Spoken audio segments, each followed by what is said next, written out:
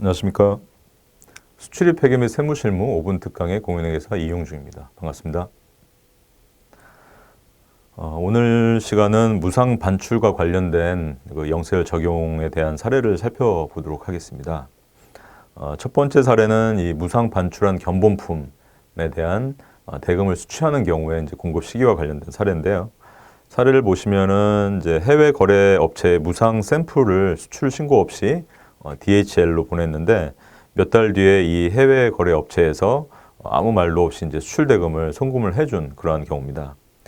이럴 경우에 이제 대금을 송금 받은 날짜로 이제 영세율 부가세 신고를 하면 된다고 하는데 첨부 서류는 외화 송금증을 증빙 서류로 첨부하면 되는지 여부, 그리고 샘플 대금을 제품 매출 보고 과세 표준, 부가지세 과세 표준에 합산해야 되는지 여부에 대한 이제 질문이었었는데요.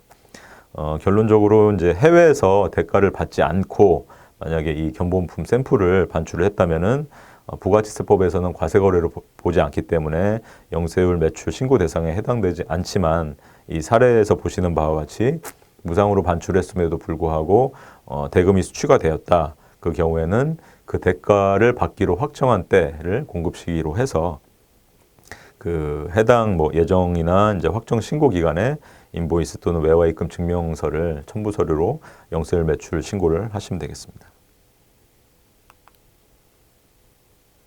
두 번째 사례는 이제 수리 목적의 재수출 시 영세율 적용 여부입니다. 사례를 보시면은 수출한 물품을 수리해서 재수출하기 위해서 재수출 조건부 면세 물품으로 수입을 했고요.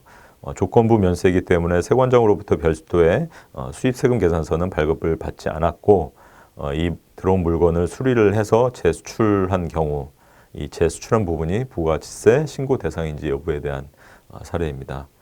결론을 보시면은 이 당초에 그 반출한 재화가 하자 등으로 인해서 반품을 받은 다음에 수리해서 다시 재수출하거나 동일 제품으로 교환을 해서 재수출하는 경우 부가지세법에서는 재화의 공급에 해당되지 않게 되기 때문에 특별히 과세되는 것이 없다는 점 기억하시면 되겠고요.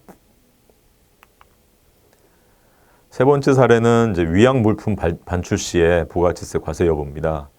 사례를 보시면은 국외로부터 재화를 수입을 해서 국내에 판매하는 사업자는 관할 세관장으로부터 수입 세금 계산서를 교부를 받고 이때 수입 신고서 신고 필정을 작성을 했습니다.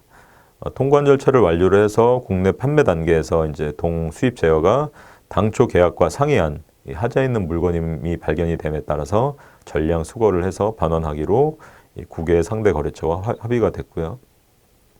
이 반환과 관련해서 이제 관할 세관장으로부터 마이너스 수입 세금 계산서 비고란에는 지금 반환 시 작성되는 그 수출 신고 필증상의 신고 번호, 그리고 위약으로 인해서 이 부가지세가 환급된다는 사실을 표시를 했고요. 이 수입 세금 계산서를 교부를 받고 아울러 수출 신고 필증도 이제 작성을 한 경우입니다.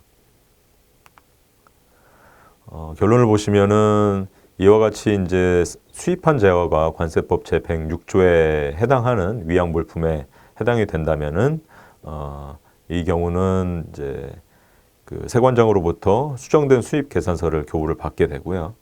다시 반출되는 부분에 대해서는 그 수출 신고를 하지만 이는 이제 부가지세법상 과세 대상이 아니라는 점 기억을 하시면 되겠습니다. 지금까지 수출입 회계 및 세무실무 5분 특강의 공인회계사 이용중이었습니다. 감사합니다.